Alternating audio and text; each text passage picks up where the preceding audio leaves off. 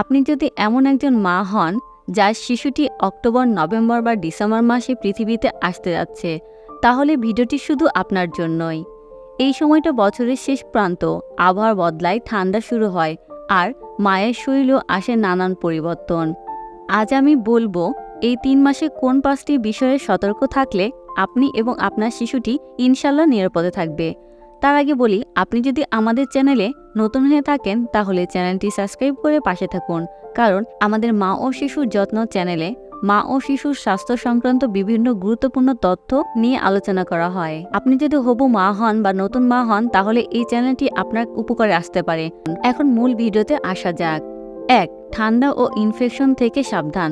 মা, শীত মানে আরাম নয়, কখনো কখনো ঝুঁকিও। ভাইরাস, ফ্লু, কাশি, সর্দি দেখতে সামান্য হলেও গর্ভবতী মায়ের জন্য অনেক বড় সমস্যা হয়ে দাঁড়ায়। তাই বাইরে গেলে কান, গলা আর মাথা ঢেকে রাখুন। ঠান্ডা পানি, ফ্রিজের দুধ বা দই একদম খাবেন না। ঘর গরম রাখুন, কিন্তু বন্ধ নয়। যদি কাশি বা জ্বর আসে নিজের মতো করে ওষুধ খাবেন না, চিকিৎসকের পরামর্শ নিন। এই সামান্য সতর্কতাগুলোই আপনাকে বড় বিপদ থেকে রক্ষা করবে। 2. সঠিক খাবার ও পর্যাপ্ত পানি। শীতের সময় পানি খাওয়ার ইচ্ছা কমে যায়, কিন্তু এটা মায়ের এবং শিশুর জন্য বিপজ্জনক। শরীরে পানির ঘাটতি মানে ব্লাড সার্কুলেশন কমে যাওয়া আর প্রসবের সময় সমস্যা বাড়া। তাই প্রতিদিন কমপক্ষে 8 গ্লাস পানি অথবা গরম স্যুপ খান। খাবারে রাখুন দুধ, ডিম, মাছ, খেজুর, বাদাম আর মৌসুমী ফল। এগুলো শুধু শরীর গরম রাখে না, শিশুর মস্তিষ্ক ও হাড়ের বিকাশও সাহায্য করে। 3. নিয়মিত চেকআপ ও সতর্ক নজর। এই শেষ 3 মাসে অনেক সময় হঠাৎ করে রক্তচাপ বেড়ে যাওয়ার বা ব্লাড সুগার ওঠানামা করে। তাই প্রতি সপ্তাহে নিজের রক্তচাপ ও রক্তের শর্করা চেক করুন। আর খেয়াল রাখুন, যদি পা ফুলে যায়, চোখে ঝাপসা লাগে, মাথা ব্যথা করে অথবা শিশুর মুভমেন্ট হঠাৎ করে কমে যায়, তাহলে একদম বেশি দেরি না করে ডাক্তারের সঙ্গে যোগাযোগ করুন। মনে রাখবেন, সময় মতো সঠিক পদক্ষেপ সবচেয়ে বড় নিরাপত্তা। 4. প্রস্তুতি নিন আগেভাগে।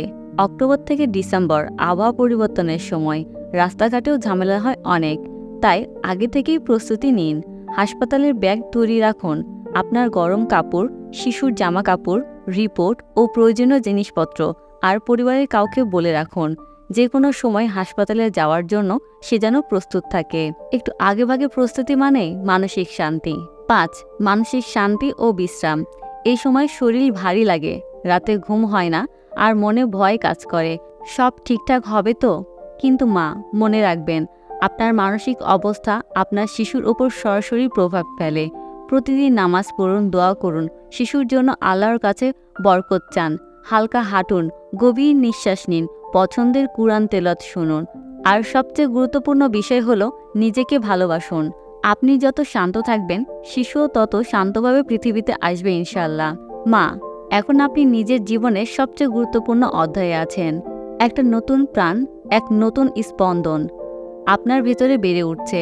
অক্টোবর, নভেম্বর, ডিসেম্বর এই ঠান্ডা হাওয়া হয়তো শরীরে কাঁপুনি ধরাবে, কিন্তু মনে রাখবেন, আপনার শরীরের উষ্ণতা, আপনার মমতা একটা নতুন জীবনের আশ্রয় হয়ে উঠেছে।